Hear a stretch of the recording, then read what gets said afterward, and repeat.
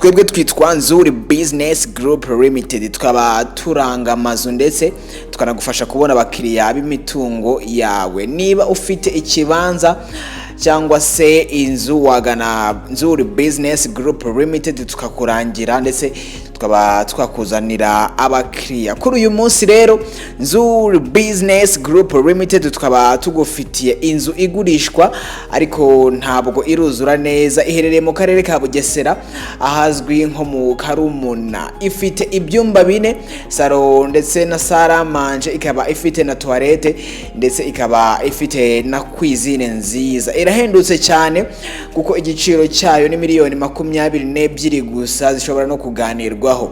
Uramutse ushaka ibindi bisobanuro biroroshye, hamagara 0788 48 67 cyangwa se uhamagare 0788 22 ushobora no kudusanga aho dukorera ni ku Muhima hafi y'inyubako yahoze ikoreramo Yamaha neza ugeze hano kuri feruje zo ku Muhima uhita ubona inzu y'amatafari ahiye yanditseho Shema House, aho ngaho niho dukorera. Ushobora kandi no kudukurikirana ku mbuga nkoranyambaga zacu, haba kuri Twitter, Instagram, Facebook ndetse na YouTube wanditse Nzuri Market. Ushobora kandi no kudusura kuri website yacu ariyo